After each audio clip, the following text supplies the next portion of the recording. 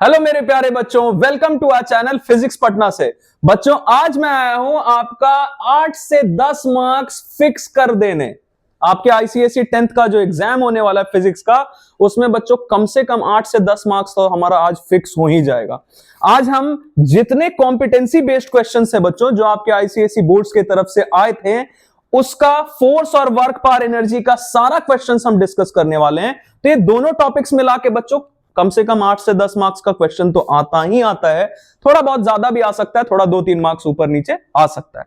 अब देखिए, ये इसलिए हम डिस्कस कर रहे हैं क्योंकि बोर्ड्स में अगर क्वेश्चन थोड़ा लेवल अप कर भी दिया गया तब भी हम फंसेंगे नहीं, हम सारा क्वेश्चंस ऐसे बना के आएंगे। तो आज मैं लगभग इसमें बच्चों 17 to 18 क्वेश्चंस मैंने रखा है और वो सारा पॉसिबिलिटी है इसमें कि किसी भी तरीके का क्वेश्चंस आए, कैसे कैसे क्वेश्चंस फ्रेम हो सकता है, वो सारा चीज आज हम देख लेंगे। तो आइए स्टार्ट करते हैं। सबसे पहला क्वेश्चन ये हमें दिख रहा है बच्चों, इसमें फोर्स जो है 40 न्यूटन का है, सारे ही केसेस में इक्वल फोर्स लग रहा है सब में। और आपको दिख रहा होगा कि यहां फोर्स ऐसे लग रहा है, इसमें डाउनवर्ड ऐसे करके। तो हमसे पूछा गया कौन सा करेक्ट स्टेटमेंट है। तो देखिए, P and S have opposite moments, मतलब ऑपोजिट डायरेक्शन में टॉर्क प्रोड्यूस हो रहा है। तो P को देखते हैं पहले।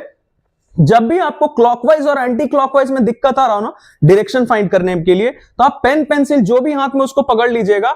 और ये जैसे देखिए, इस एंड पे ये ए हमारा पाइवट है, बोला गया है कि इट इज पाइवटेड एट ए। तो ये रहा हमारा पाइवट, मतलब एक्सिस ऑफ रोटेशन। अब देखिए यहां से फोर्स ऐसे लगा अपवर्ड डायरेक्शन में, तो कैसे घूम रहा है एंटी क्लॉकवाइज डायरेक्शन में। तो ये देखिए, ये एंटी क्लॉकवाइज डायरेक्शन में घूम गया। ओके ठीक है। और फिर एस का देखिए, एस के कैसे है, एस पे हम फोर्स ऐसे लगा रहे हैं, ऐसे ऑब्लिकली लगा रहे हैं ना, तब भी ये इसको घुमाएगा कैसे, एंटी क्लॉकवाइज डायरेक्शन में घुमाएगा। तो दोनों का जो मोमेंट्स है वो सेम है, ये भी एंटी क्लॉकवाइज ये भी। तो ये तो पहला स्टेटमेंट तो गलत है बच्चों। दूसरा, magnitude of the moment of force is maximum in are. अब आर का जरा देख ले, थोड़ा कलर चेंज करते हैं। आर जैसे देखिए, ये रहा हमारा फोर्स, फोर्स ऐसे लग रहा है बच्चों, तो ये हमारा line of action of force हो गया। और ये हमारा एक्सिस ऑफ रोटेशन। तो आपको पता होगा टॉर्क के लिए हम क्या करते हैं, परपेंडिकुलर डिस्टेंस लेते हैं ना between the line of action of force and axis of rotation. तो ऑब्वियसली ये राइट एंगल ट्राइंगल यहां पे बनेगा बच्चों, जिसकी वजह से आपको दिख रहा है कि ये हाइपोटेन्यूस है। ये तो 80 है, ये बड़ा है, ये छोटा ही होगा 80 से, मतलब ये तो गलत हो गया क्योंकि बाकी में आपको दिख रहा है कि 80 सेंटीमीटर है perpendicular distance between line of action of force and axis of rotation. तो ये तो गलत हो गया, ये मैक्सिमम नहीं है। तीसरा, magnitude of moment of force is maximum in P and Q. जरा देखते हैं, पी के केस में ये रहा हमारा line of action of force, तो यहां से एक्सिस ऑफ रोटेशन तक का डिस्टेंस 80 है। और इसमें भी line of action of force ये रहा बच्चों, आपको दिख रहा है ये डाउनवर्ड डायरेक्शन में फोर्स एक्ट कर रहा है, तो ये भी जो हमारा डिस्टेंस है परपेंडिकुलर वो मैक्सिमम है। तो इन दोनों ही केसेस में हमारा टॉर्क हो गया बच्चों मैक्सिमम। तो we will go for option C. Okay, last वाला ये हमारा आर इज नेगेटिव, ये भी देख ही लेते हैं। वैसे आर हमारा ये वाला केस हो गया, तो आर नेगेटिव नहीं होगा बच्चों, क्योंकि ये देखिए ये फोर्स इस पे ऐसे लग रहा है, तो ये भी किधर घुमाएगा, एंटी क्लॉकवाइज, तो ये पॉजिटिव होगा। तो हमारा ऑप्शन है सी। आगे बढ़ते हैं। अब देखिए इसमें क्या है, हमारे पास 4 कोन्स दिए हैं और चारों कोन्स सिमिलर हैं, मतलब सबका हाइट सेम है, 12 सेंटीमीटर गिवन है। अब बोला गया कि सब में जो सेंटर ऑफ ग्रेविटी है वो यहां पे देखिए, जो डॉट है ना, ये सेंटर ऑफ ग्रेविटी का पोजीशन मार्क किया गया है। तो ये इसके एपेक्स को, इसको हम एपेक्स बोल सकते हैं बच्चों, या फिर वर्टेक्स बोल सकते हैं। तो वर्टेक्स से या एपेक्स से ये 3 सेंटीमीटर के, 4 सेंटीमीटर, ये 8 और ये 9 सेंटीमीटर के डिस्टेंस पे है। हमसे पूछा ये कौन सा सॉलिड होगा कोन। तो देखिए सॉलिड कोन के लिए सेंटर ऑफ ग्रेविटी का क्या कॉन्सेप्ट होता है कि इसका जो बेस का सेंटर होता है ना, वहां से h/4 डिस्टेंस पे हम लेते हैं। h है हाइट ऑफ द कोन, तो हाइट ऑफ द कोन हमें दिया है 12, तो मतलब 12/4 करेंगे बच्चों तो आ जाएगा 3 सेंटीमीटर। मतलब बेस से कितने डिस्टेंस पे होना चाहिए, 3 सेंटीमीटर। तो देखिए ये पूरा दिया है 12 सेंटीमीटर, तो अगर हम बेस से लेंगे 3 सेंटीमीटर, तो यहां वर्टेक्स से आपको ये दिया गया है कितना है, 9, तो ये 9, तो ये बचा हुआ क्या हो जाएगा, 3। इसका मतलब कि ये जो हमारा कोन ए है वही है सॉलिड, है ना। तो will go for option A. Okay, चलिए आगे बढ़ते हैं। नेक्स्ट क्वेश्चन क्या है बच्चों, हमारे पास ये ग्राफ गिवन है जिसमें वर्क और डिस्प्लेसमेंट के बीच में ग्राफ ड्रॉ किया गया है for a force, constant force जिसका वैल्यू है 10 न्यूटन। फोर्स का वैल्यू दिया बच्चों 10 न्यूटन। अब हमसे पूछा जा रहा है कि ये फोर्स और डिस्प्लेसमेंट के बीच का एंगल कितना है, 0, 45, 60, 90। कुछ लोग इसमें hit and trial method apply करेंगे, कोई जरूरत नहीं है टाइम वेस्ट करने का। आप पहले देखिए, ये जैसे ये पॉइंट ले लेते हैं पहला पॉइंट, तो इसके लिए एक्स कोऑर्डिनेट ये और वाई कोऑर्डिनेट है, मतलब हमारा डिस्प्लेसमेंट है बच्चों जब 10 मीटर, तो हमारा ये वर्क कितना है, देखिए 50 जूल का वर्क है। तो आपको पता है कि W क्या होता है, एफ एस कॉस थीटा, जिसमें आप W के जगह क्या रखेंगे वैल्यू, देखिए 50 जूल, और यहां पे हमारा फोर्स हो जाएगा तो 10 न्यूटन दिया ही हुआ है फोर्स, और डिस्प्लेसमेंट कितना है बच्चों, 10 मीटर। डिस्प्लेसमेंट ये रहा हमारा, दैट इज 10 मीटर। तो देखिए यहां से आप थीटा का वैल्यू निकाल सकते हैं आसानी से, 10 इंटू 10 ये 100 हो गया, तो 50/100 इक्वल कॉस थीटा। इसका मतलब ये आ गया 1/2। अब देखिए बच्चों, आपको पता है कि कॉस में 1/2 का कॉस का वैल्यू 1/2 कब आता है, तो एक बार यहां देख लेते हैं। कॉस थीटा इक्वल 1/2 मतलब cos 60 होता है 1/2 के इक्वल। तो यहां से कंपेयर करने बच्चों, थीटा आ गया 60, मतलब फोर्स और डिस्प्लेसमेंट के बीच का एंगल कितना है, 60 डिग्री। तो we'll go for option C, quite simple. Okay, चलिए आगे बढ़ते हैं। नेक्स्ट क्वेश्चन है बच्चों कि displacement is 0 then work is 0। ठीक है, सही बात है। अब दीवार है, उस पर धक्का देते रह जाएंगे, फोर्स लगाते रह जाएंगे, लेकिन डिस्प्लेसमेंट तो होगा नहीं, तो वर्क डन 0 होगा, क्योंकि वर्क क्या होता है, एफ एस कॉस थीटा। तो अगर डिस्प्लेसमेंट ही 0 हो गया तो ये पूरा चीज 0। फिर क्या बोला गया कि if work done is 0 then it necessarily means the displacement is 0। नहीं, ये जरूरी नहीं है, क्योंकि देखिए जैसे ये कुली वाला एग्जांपल हम लेते थे कि कुली अपने सिर पे कोई लगेज रख के ऐसे और चल रहा है ऐसे हॉरिजॉन्टल स्मूथ सरफेस पे, तो जो लोड है, जो लगेज है, उसका डिस्प्लेसमेंट ऐसा हो रहा है हॉरिजॉन्टल डायरेक्शन में, लेकिन कुली लगेज पे फोर्स किधर लगा रहा है, अपवर्ड डायरेक्शन में। तो दोनों के बीच का एंगल, फोर्स और डिस्प्लेसमेंट के बीच का एंगल 90 डिग्री। और आपको पता है बच्चों कि cos 90 होता है 0। तो चाहे कितना भी फोर्स लगाएं, कितना भी डिस्प्लेसमेंट हो, लेकिन अगर एंगल दोनों के बीच का 90 हुआ तो वर्क डन 0। तो ये चीज लिखना गलत हो गया कि वर्क डन अगर 0 है तो डिस्प्लेसमेंट भी हमारा नेसेसरीली 0 ही होगा। नहीं, ये गलत है ना। और फिर तो ये पहला गलत हो गया। दूसरा देखते हैं कि वर्क का फॉर्मूला होता है एफ एस कॉस थीटा, ये सही है। तो will go for option D, A is false but R is true. चलिए आगे बढ़ते हैं। नेक्स्ट क्वेश्चन है बच्चों, Anu and Amy purchased ice cream in plastic balls and cones, ठीक है भाई, respectively during their outing at the science fair, ठीक है। After consuming their ice creams, Anu stated that regardless of whether they were filled with ice cream or empty, the center of gravity of the objects would remain unchanged. Do you agree with Anu? Why? गलत है, अनु गलत बोल रही है, क्योंकि बच्चों जैसे दो चीज है हमारे पास। अनु ने प्लास्टिक बॉल में लिया था ये आइसक्रीम, ऐसा शेप था आइसक्रीम का जो कंटेनर था उसका, और एमी ने लिया था एक कोनिक, जो कंटेनर था वो कोनिक था। तो यहां नाम लिख देते दोनों का। आप देखिए, ये अनु जो आइसक्रीम है वो उसने कंज्यूम किया नहीं था या बाद में कर लिया था, मतलब ये जो कंटेनर है, ये जो स्फीयर है हमारा, सॉलिड हो या हॉलो हो, दोनों ही केसेस में सेंटर ऑफ ग्रेविटी तो सेम पोजीशन पे रहेगा। तो अनु वाला जो केस था उसमें दोनों ही केसेस में centre of gravity would be at the same position, change नहीं होगा पोजीशन। लेकिन इसमें चेंज हो जाएगा एमी में, क्योंकि जब आइसक्रीम भरा हुआ था, मतलब जब ये सॉलिड था, तो बेस से, अभी मैंने आपको बताया, बेस से कितने डिस्टेंस पे लेते हैं, h/4 डिस्टेंस पे, जब सॉलिड होता है तब। और जब ये आइसक्रीम खत्म कर लेगी, खा लेगी, तो ये खाली हो गया, हॉलो हो गया। तो हॉलो के केस में क्या होता है बच्चों, हॉलो कोन के केस में होता है h/3 डिस्टेंस पे। कहां से, सेंटर ऑफ द बेस से h/3 डिस्टेंस पे होता है सेंटर ऑफ ग्रेविटी। तो इसमें वेरी करेगा पोजीशन, जब भरा हुआ था तो h/4 पे, जब खाली हो गया तो h/3 पे। ओके, लेकिन अनु का जो है वो सेम रहेगा। ओके, चलिए आगे बढ़ते हैं।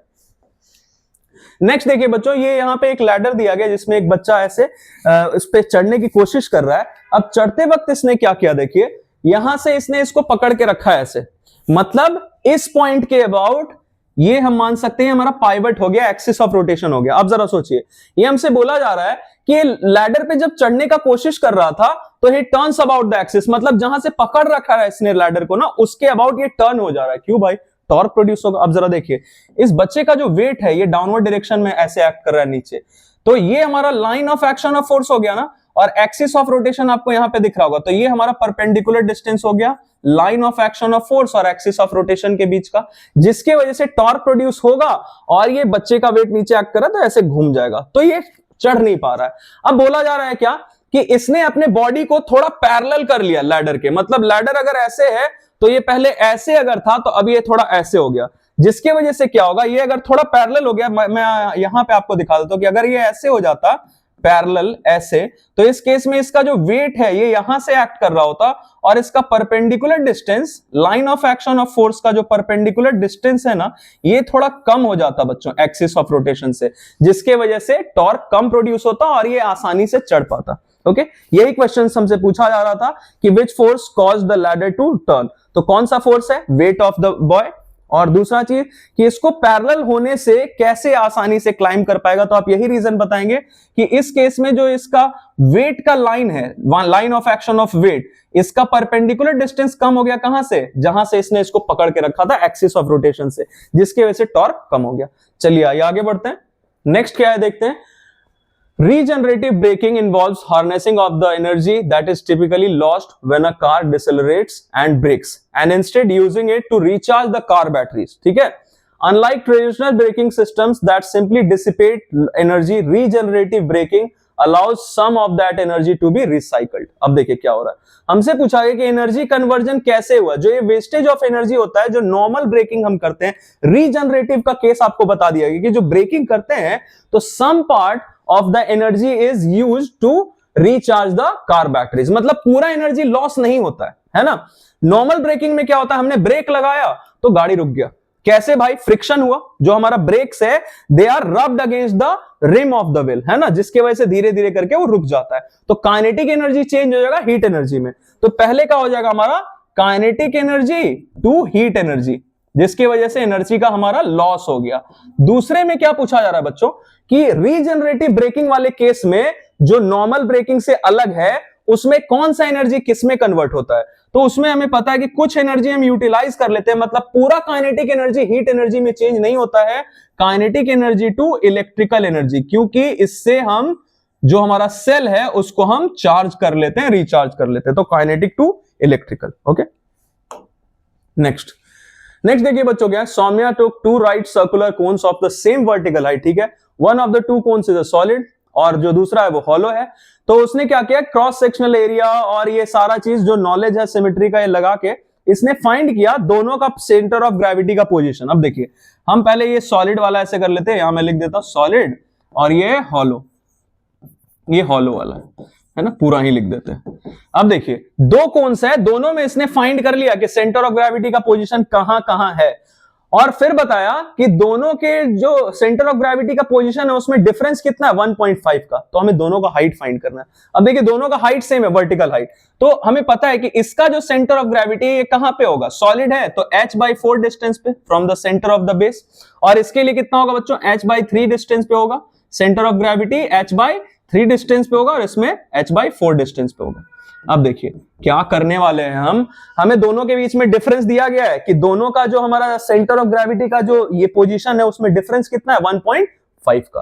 तो हम क्या कर सकते हैं बच्चों, आपको दिख रहा होगा कि डिनोमिनेटर छोटा है, मतलब वो फ्रैक्शन का वैल्यू बड़ा होगा, तो हम h/3 में से h/4 को सब्ट्रैक्ट कर देंगे बच्चों, तो कितना आ रहा है 1.5। तो इसको हम सॉल्व करते हैं, ये देखिए क्या हो जाएगा, h यहां से कॉमन ले लेते हैं, तो ये ब्रैकेट में हम क्या कर लेंगे 12, मतलब 4 - 3, तो दैट विल बी 1.5, जिससे आ गया h, ये तो 4 - 3 1, मतलब ये 12 उधर गया बच्चों, तो 12 इंटू हम ये 1.5 कर सकते हैं, जिससे हमें इसका हाइट पता चल जाएगा, है ना। ओके, तो ये बच्चों आ जाएगा हमारा सेंटीमीटर में, ठीक है, ये सेंटीमीटर में हमारा वैल्यू आ जाएगा, सेंटीमीटर में ही दिया ना, हाँ चलिए हाइट फाइंड करना था, ये आ जाएगा, मल्टीप्लाई करके आप ला सकते हैं। चलिए आगे बढ़ते हैं, नेक्स्ट क्या है, सेंटर ऑफ ग्रेविटी जो हॉलो स्फीयर का है ना, filled half with mercury and half with oil identical to that of an empty hollow sphere। अब देखिए बोला गया कि एक स्फीयर है that is empty from inside, पूरा का पूरा खाली है, हॉलो है, और दूसरा बोला गया कि एक में हमने आधा भरा मर्क्यूरी, मान लेते हैं मर्क्यूरी, और यहां पे भरा ऑयल। अब देखिए पूछा जा रहा है कि दोनों का जो हमारा सेंटर ऑफ ग्रेविटी है वो सेम रहेगा क्या, है ना, एंड हाँ, तो दोनों का सेंटर ऑफ ग्रेविटी सेम होगा क्या, नहीं बच्चों सेम नहीं होगा। ठीक है, सेम क्यों नहीं होगा? देखिए इसका जो हॉलो वाला है, हॉलो वाले का तो सेंटर ऑफ ग्रेविटी इसके बिल्कुल बीचों बीच लाई करेगा। अगर इसको हम पूरा का पूरा भर देते सिर्फ एक ही चीज से ना, जैसे पूरा अगर मर्क्यूरी से भर देते या पूरा ऑयल से भर देते, तब तो कोई दिक्कत नहीं आता, तब वो वहीं पे लाई करता, सेंटर ऑफ ग्रेविटी जहां था हॉलो खाली वक्त वहीं पे लाई करता। लेकिन इसमें अब दो अलग अलग चीज भरा हुआ है, जिसमें ऑयल का डेंसिटी कम और मर्क्यूरी का डेंसिटी बहुत ज्यादा है। तो आपको पता होगा कि सेंटर ऑफ ग्रेविटी डिपेंड करता है मास डिस्ट्रीब्यूशन पे, है ना। तो ये कहीं यहां पे, मतलब जहां पे जिस साइड मर्क्यूरी है ना, उसी साइड कहीं पे सेंटर ऑफ ग्रेविटी लाई करेगा। तो दोनों में आइडेंटिकल जगह पे, सेम जगह पे नहीं रहेगा। तो आप ये बता सकते हैं because in this case it is hollow from inside, खाली है, और इसमें it depends on the mass distribution, तो इसलिए जिस साइड मर्क्यूरी है उसी साइड हमारा सेंटर ऑफ ग्रेविटी रहेगा। चलिए आगे बढ़ते हैं। अब ये देखिए दिया गया है, एक डायग्राम दिया गया है जिसमें ये लोड हमें मार्क किया गया। मैं ऐसे थोड़ा मार्क कर देता हूं। लोड है, नीचे की डायरेक्शन में एक्ट कर रहा है, और यहां से एक हमने कुछ लगा के रखा है, जो वेट है हमारा 20,000 न्यूटन का। पूछा क्या जा रहा है, देखिए in the diagram is the worker attempting to raise और लोअर द लोड। अब देखिए क्या हो रहा है, ये रहा लोड हमारा। तो लोड 4,000 kgf दिया, तो पहले इसको भी न्यूटन में कर लेते हैं। वैसे तो 9.8 होता है, लेकिन हम राउंड ऑफ करके उसको 10 ले सकते हैं अगर क्वेश्चन में दिया है तो अपने कन्वीनियंस के फिलहाल हम इसको 10 ले लेते हैं। देखिए 40,000 है तो 1 kgf में 10 न्यूटन हम लेते हैं, है ना। तो ये कितना हो गया, लोड का वैल्यू हो गया बच्चों 40,000 न्यूटन, है ना, क्योंकि 1 kgf में 10 न्यूटन ले रहे हैं। और इधर से ये देखिए 20,000 न्यूटन। तो इस इधर वाला मतलब एंटी क्लॉकवाइज टॉर्क कितना होगा, देखिए perpendicular distance between line of action of force and axis of rotation, ये रहा बच्चों, है ना। तो देखिए इसके लिए टॉर्क कितना हो जाएगा हमारा, मैं यहां लिख देता हूं anti clockwise torque. Anti clockwise torque क्या हो जाएगा बच्चों, आपको दिख रहा है कि फोर्स के जगह हम ये लेंगे 40,000 multiplied by 40,000 Newton multiplied by perpendicular distance आपको दिख रहा है 25। तो देखिए कितना आ जाएगा, ये आ गया 100, और फिर इसके 4 जीरोज और हैं, 4 जीरोज ऐसे हैं, तो ये आ गया बच्चों हमारा इतना न्यूटन मीटर। वेयर एज इधर वाला जो है ये 20,000 न्यूटन, ये इसको किधर घुमाना चाहेगा, ये रहा हमारा एक्सिस ऑफ रोटेशन यहां पे, है ना। तो ये किधर घुमाना चाहे, क्लॉकवाइज डायरेक्शन में, तो उसका फाइंड कर लेते हैं। क्लॉकवाइज का देखिए, क्लॉकवाइज टॉर्क कितना हो जाएगा, फोर्स है 20,000 न्यूटन इनटू परपेंडिकुलर डिस्टेंस, ये रहा हमारा line of action of force, और ये axis of rotation that is 10। तो इसमें देखिए हमारे पास 5 जीरोज हैं, ये हम न्यूटन मीटर।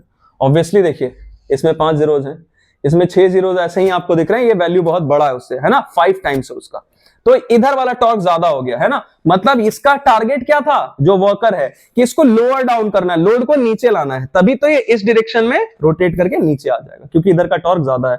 नेक्स्ट जस्टिफाई, ये देखिए कैलकुलेशन करके हमें दिखाना तो पहले तो पार्ट में बता देंगे कि इसको क्या करना चाहता है, लोअर द लोड, और कैसे, तो ये रहा हमारा कैलकुलेशन करके दिखा देंगे, ओके, कि इधर का टॉर्क ज्यादा है। नेक्स्ट एक मीटर रॉड है बच्चों, जो कि आधा कॉपर का बना है और आधा आयरन का बना है ना।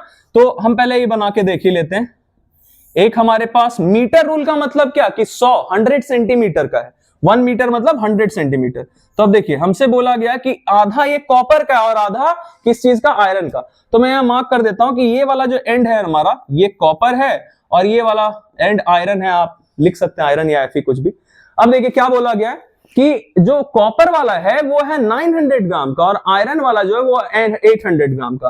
तो ऑब्वियसली एक चीज पहले मैं आपको बता दूं कि जो इसका मास है कॉपर का है 900 ग्राम, तो हम वेट लेते हैं बच्चों, क्योंकि हमें टॉर्क से डील करना है, तो टॉर्क में फोर्स जरूरी होता है। तो मास कोई फोर्स नहीं है, मास कोई वेक्टर क्वांटिटी नहीं है, स्केलर है। तो हम पहले मास के जगह पे क्या लिखेंगे, यहां वेट फाइंड कर लेंगे इसका। तो वेट कितना हो जाएगा इसका, 900 ग्राम फोर्स, ओके। और इसका यहां से, इसके सेंटर ऑफ ग्रेविटी से इसका वेट एक्ट कर रहा है, और आयरन वाले के सेंटर ऑफ ग्रेविटी से इसका वेट एक्ट करेगा कितना, मास दिया 800 ग्राम, तो वेट हो गया 800 ग्राम फोर्स। अब देखिए ये चीज तो हमें पता चल गया बच्चों। एक चीज तो क्लियर है कि ये पूरा 100 सेंटीमीटर का है, तो ये एकदम इसके बीच से एक्ट कर रहा है, मतलब इधर 25 इधर 25, क्योंकि ये पूरा 100 सेंटीमीटर का है, जिसमें से कि आधा दिया गया है, आधा ये 50 और आधा आयरन वाला भी 50। तो इसके बीच में से सेंटर ऑफ ग्रेविटी से इसका वेट एक्ट कर रहा है, मतलब ये वाला लेंथ क्या हो जाएगा 25, ये आपको समझाने के लिए बता रहा हूं मैं। और फिर इसके लिए भी इसके सेंटर ऑफ ग्रेविटी से एक्ट करेगा, मतलब इसका भी आधा, तो इसके ये 25। अब देखिए हमें काम क्या था, हमें चाहिए था ये पूरा लेंथ, ये पूरा लेंथ हमें चाहिए था। तो ये पूरा कितना हो जाए 25, मतलब ये पूरा हो गया 50। अब देखिए इसको बैलेंस करना है तो कहां पे पोजीशन रखना पड़ेगा रॉड का, ताकि मतलब इसको इसका एक्सिस ऑफ रोटेशन कहां पे देना पड़ेगा, पाइवट कहां पे, ताकि ये बैलेंस्ड रहे। अब एक चीज तो पक्का है बच्चों कि इसका वेट है ज्यादा और इसका वेट है कम, तो अगर हम यहां बीचों बीच रखेंगे हमारा fulcrum, that is the support, तो इधर का टॉर्क ज्यादा हो जाएगा, तो ये बैलेंस तो नहीं रहेगा, इक्विलिब्रियम में नहीं रहेगा। तो कब रहेगा इक्विलिब्रियम में, जब इधर वाला, इधर 100 है ना एक्स्ट्रा में, 50 रख लेते हैं, इधर 50 उधर, मतलब 850 और 850, तब बैलेंस होगा। तो उसके लिए ऑब्वियसली हम सपोर्ट कहां पे, एक्सिस ऑफ रोटेशन कहीं यहां पे देंगे बच्चों। अब एग्जैक्टली पता नहीं है कहां पे देंगे, फाइंड करेंगे हम। तो हम क्या करते हैं कि इसका जो डिस्टेंस है, इसके वेट का जो यहां से एक्ट कर रहा है, इसका line of action of force का डिस्टेंस x यहां से ले लेते हैं बच्चों हम, x है ना, और फिर इसके लिए line of action of force का डिस्टेंस एक्सिस ऑफ रोटेशन से कितना हो जाएगा, ये पूरा है 50, तो ये x, तो ये 50 माइनस x। अब देखिए हमें पता है कि इक्विलिब्रियम में क्या होना चाहिए, तो सबसे पहले आप लिखेंगे बच्चों कि according to principle of moments, है ना, ये बहुत जरूरी होता है बच्चों कि आप जो यूज कर रहे हैं प्रिंसिपल सॉल्व करने के लिए वो लिख दें। अब इसके अकॉर्डिंग क्या होगा, इधर वाला मतलब anti clockwise torque equal clockwise torque about the axis of rotation. तो इधर वाले के लिए टॉर्क क्या होगा, देखिए 900 gram force into perpendicular distance हमने लिया x, इसके लिए कितना हो जाएगा, फोर्स की जगह 800 gram force into perpendicular distance कितना, 50 माइनस x।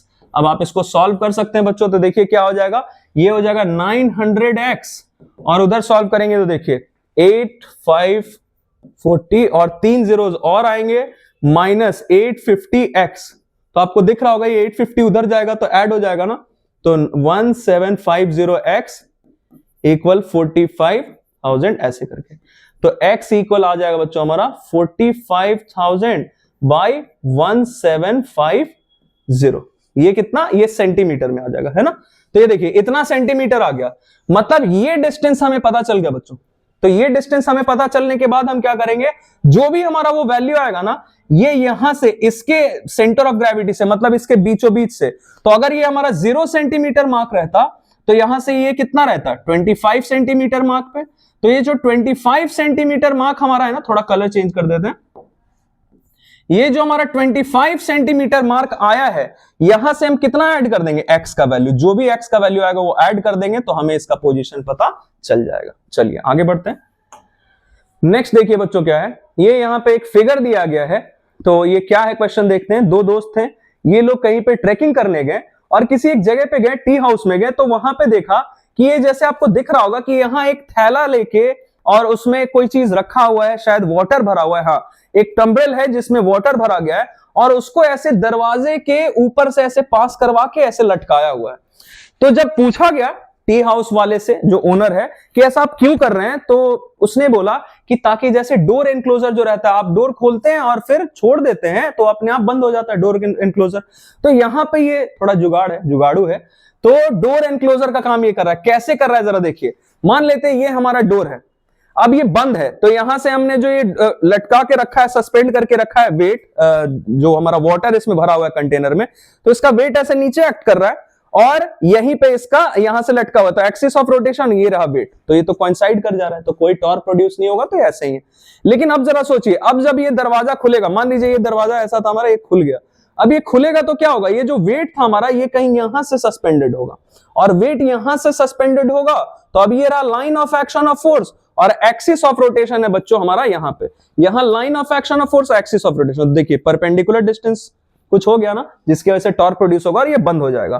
तो ये हम बता सकते हैं इसमें कि close the door, how is it helpful to close the door, क्योंकि line of action of force जो है वेट का, ये ऐसे एक्ट करेगा और ये हमारा एक्सिस ऑफ रोटेशन से इसका डिस्टेंस बढ़ गया, इसके वजह से टॉर्क प्रोड्यूस होगा और ये बंद हो जाएगा। दूसरा चीज हमसे पूछा जा रहा है कि कौन सा प्रिंसिपल इसमें इन्वॉल्व है, तो प्रिंसिपल ऑफ मोमेंट्स इन्वॉल्व है ना, principle of moment of force. चलिए आगे बढ़ते हैं। नेक्स्ट है बच्चों, हमारे पास एक अर्दन पॉट दिया गया है, Pavel took an earthen pot which was filled with water up to the brim। अब देखिए ये हमारा उल्टा रखा गया है, मतलब ये हमारा एपेक्स या वर्टेक्स, जिस जो भी हम आप बोल सकते हैं इसको, तो ये हमारा एपेक्स या वर्टेक्स है, जिसमें क्या बोला गया है कि इसको पूरा का पूरा भर दिया है पानी से, मतलब ये सॉलिड कौन है, ये चीज तो पता चल गया। चलिए देखते हैं, if the vertical height of the plot और the earthen pot is 12 centimetre, चलिए 12 सेंटीमीटर गिवन है।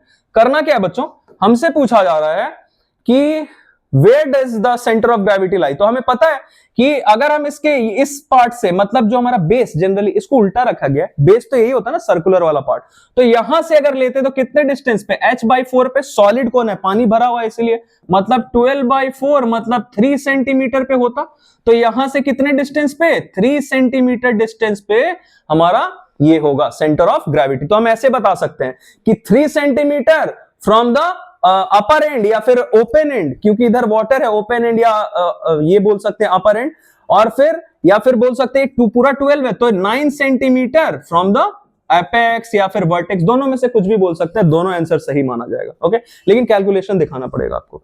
चलिए नेक्स्ट, फिर इसने क्या किया कि पूरा का पूरा पानी पोर कर दिया, गिरा दिया। How will its center of gravity shift towards the open end or towards its apex? तो ये है हमारा apex बच्चों, और ये वाला जो एंड है ना, ये ओपन एंड है। तो हमसे पूछा गया किधर शिफ्ट होगा, तो पहले ये देख ले, खाली हो गया, तो खाली होने पे क्या हो जाएगा, हॉलो वाले केस में क्या होता है, कहां पे होता है, h/3 पे होता है, मतलब 12/3 मतलब 4 सेंटीमीटर। कहां से 4 सेंटीमीटर, ये खाली हो गया, तो मैं आपको जरा यहां बना के दिखा देता हूं। अब ये कहां पे होगा, ये जो हमारा ओपन एंड है, यहां से कितने पे, मतलब ये आ गया 4 पे, तो 4 सेंटीमीटर पे। तो हम ऐसे बता सकते हैं कि ये किधर शिफ्ट हो गया, देखिए पहले यहां था, अब 3 पे था, अब कितने पे आ गया, 4 पे, मतलब ये किसकी तरफ बढ़ रहा है, एपेक्स की तरफ। तो हम बता सकते हैं किधर बढ़ गया, टुवर्ड्स द एपेक्स, है ना। चलिए नेक्स्ट, फिर इसने क्या किया कि इसको ये इसमें एक प्लांट पॉट करना था, जिसकी वजह से इसने इसको फिर से सॉइल से भर दिया। अब बच्चों सॉइल से भरा जाए या हनी से भरा जाए, पानी से, लेकिन एक ही सब्सटेंस यूज करना है, तो उस केस में क्या होगा, सॉलिड ही है ना, तो सॉलिड है, तो इस केस में हमारा क्या हो गया, जो सेंटर ऑफ ग्रेविटी है वापस कहां पहुंच जाएगा, जहां पहले वाले केस में था, जब पानी भरा हुआ था। तो इस वाले केस में भी हम क्या बताएंगे, 3 centimetre from the open and या फिर 9 सेंटीमीटर फ्रॉम द एपेक्स, है ना बच्चों। चलिए आगे बढ़ते हैं। नेक्स्ट क्वेश्चन है बच्चों, यहां पे हमारे पास एक इंक्लाइन प्लेन दिख रहा है, जिसमें ये एसी का लेंथ 8 मीटर है, और ये जो फोर्स हम इधर लगा रहे हैं, और ये मेरा इंक्लाइन प्लेन का ये जो एंगल ऑफ इंक्लिनेशन है 30 डिग्री है, फोर्स लगाया जा रहा है 50 न्यूटन। अब पूछा क्या जा रहा है, देखते हैं, what is the work done by the force along the incline plane. Along the incline plane मतलब फोर्स ऐसे लगा रहे हैं और ये मूव करता हुआ भी यहां से यहां तक आ गया, मान लीजिए। तो पहले पार्ट के लिए हम क्या करेंगे बच्चों, मैं यहां कर देता हूं, पहले पार्ट के लिए क्या होगा, W equal F into S कर देंगे डायरेक्टली, क्योंकि जिधर फोर्स लग रहा है डिस्प्लेसमेंट भी उधर ही, तो थीटा तो 0 हो गया दोनों के बीच का, तो F का वैल्यू हम लेते हैं 50 न्यूटन, और डिस्प्लेसमेंट कितना और आपको दिख रहा है 8 मीटर, तो ये हो गया 4000 जूल, है ना।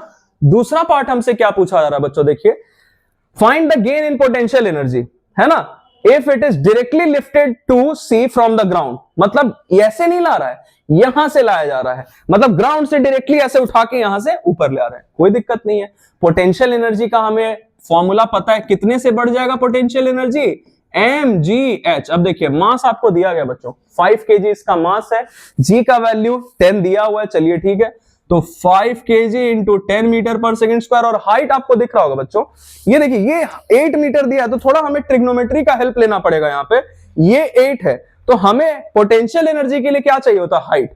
हम चाहे इसको ऐसे घींचते यहां से धक्का देते हुए ले जाएं या डायरेक्टली ऐसे करके उठा ले यहां से यहां, दोनों ही केसेस में हमें तो हाइट से मतलब है। तो हाइट देखिए तो कैसे फाइंड कर सकते हैं, आपको दिख रहा होगा ये 30 है, हाइपोटेनस पता है, ये चीज फाइंड करना है, मतलब परपेंडिकुलर, तो साइन का रिलेशन हम ले सकते हैं। तो साइन 30 क्या होता है बच्चों, p/h, साइन 30 का वैल्यू बच्चों 1/2, जिसमें p का वैल्यू हमें फाइंड करना है, h हमें दिख रहा है कितना है 8, है ना, ये हाइपोटेनस। तो यहां से आपको दिख रहा होगा ये सॉल्व 2 से 4 टाइम्स में कैंसिल हो जाएगा, मतलब ये आ गया 4 मीटर परपेंडिकुलर आ गया, ये वाला पार्ट आ गया बच्चों हमारा 4 मीटर, ये वाला पार्ट, है ना। अब देखिए क्या करेंगे, फिर यहां पे हाइट की जगह रख दिया 4, ये देखिए कितना आ गया 200 जूल। ओके, पोटेंशियल एनर्जी इतने से बढ़ गया।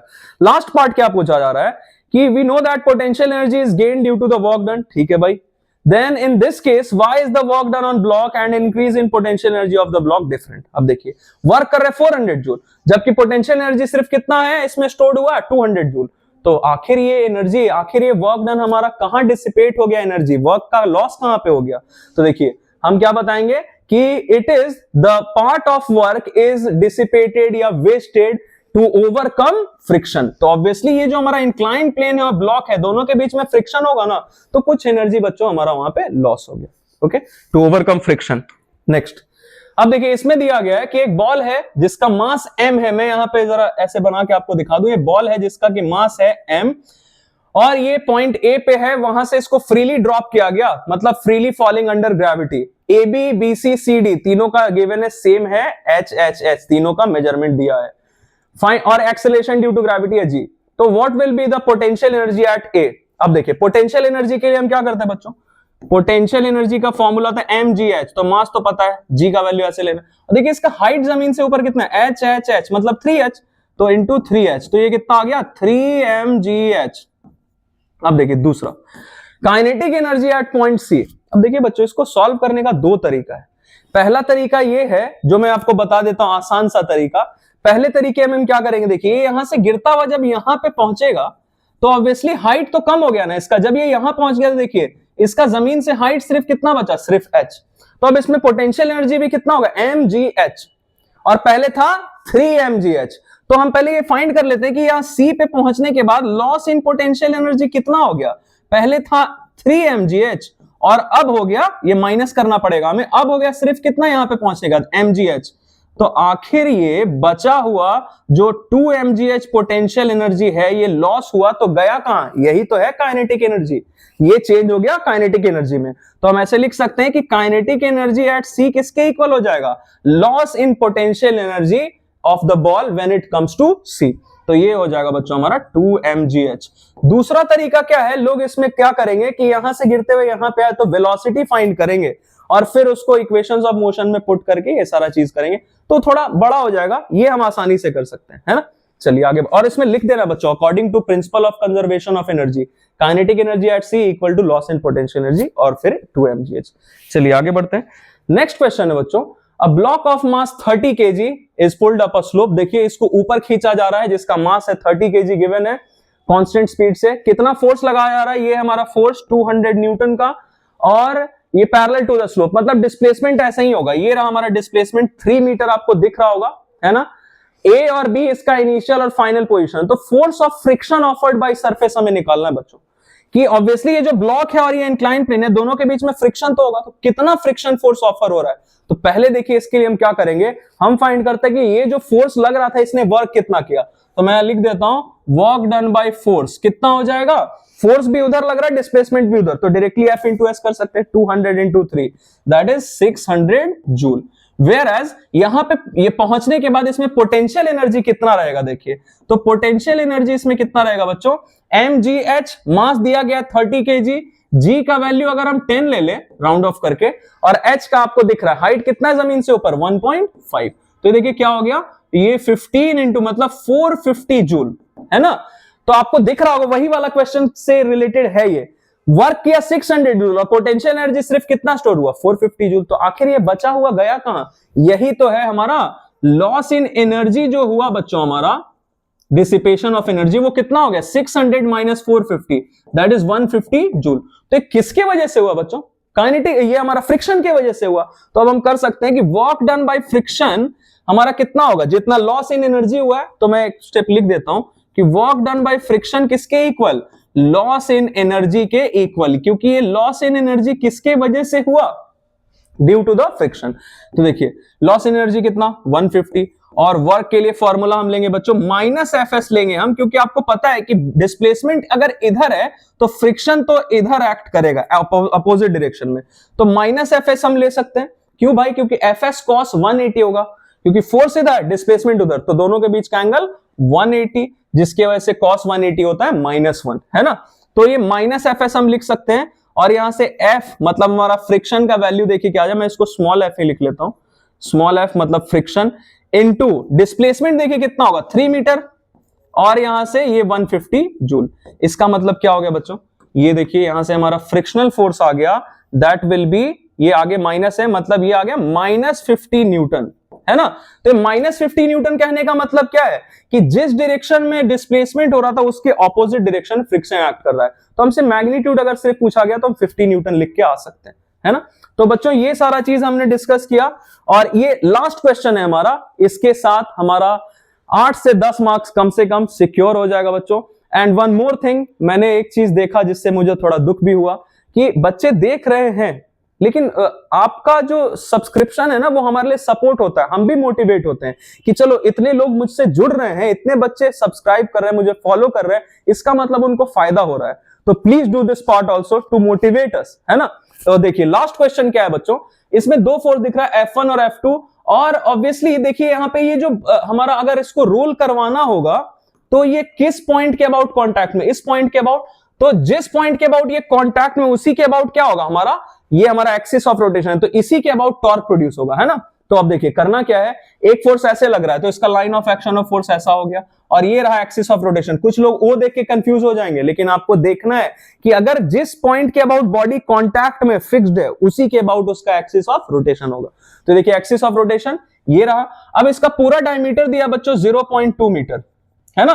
तो अगर पूरा 0.2 मीटर है तो देखिए ये कितना हो जाएगा, ये रेडियस है ना, मतलब ये कितना हो जाएगा, ये कितना हो जाएगा 0.1 मीटर। ओके, तो हम ये वाले फोर्स का पहले फाइंड कर लेते हैं। हमसे क्या पूछा गया है, दोनों का मैग्नीट्यूड है बच्चों F1 F2, दोनों का मैग्नीट्यूड 20 न्यूटन। कंपेयर करना है दोनों के टॉर्क के मैग्नीट्यूड को, तो पहले इसका टॉर्क फाइंड कर लेते हैं F2 वाले का। तो ऐसे लिख देते हैं टॉर्क ड्यू टू F2 क्या हो जाएगा बच्चों, फोर्स का वैल्यू दिया ही हुआ है 20 न्यूटन, तो 20 इंटू परपेंडिकुलर डिस्टेंस कितना है इसके लिए, between line of action of force and axis of rotation, that is 0.1। तो ये हो गया बच्चों, ये हो गया 2, है ना, 2 newton metre. Okay, next one F1 का फाइंड करते हैं बच्चों। तो टॉर्क ड्यू टू F1 का क्या हो जाएगा, देखिए फोर्स ऐसे लग रहा है तो ये रहा हमारा line of action of force, और ये रहा एक्सिस ऑफ रोटेशन, तो पूरा डायमीटर लेंगे ना, मतलब पूरा 0.2 मीटर। तो 20 इसका भी वैल्यू है फोर्स का 0.2, तो देखिए ये कितना हो जाएगा 4 न्यूटन मीटर। तो दोनों का रेशियो निकालना था, टॉर्क ड्यू टू F1 और टॉर्क ड्यू टू F2। तो मैं यहां लिख देता हूं टॉर्क ड्यू टू F1 और टॉर्क ड्यू टू F2, दोनों का रेशियो क्या हो जाएगा बच्चों 4:2, मतलब 2:1, है ना। ओके बच्चों, तो आई होप मैंने आपको जो ये सारा चीज बताया आपको समझ में आया, अच्छा लगा। तो आप अपना तैयारी करते रहिए और मैं तो आपके साथ चल ही रहा हूं। तो बिल्कुल यू शुड रेस्ट अश्योर्ड कि आपका जो इस बार का बोर्ड्स का एग्जाम है वो तगड़ा जाने वाला है ना। Okay, thank you for listening.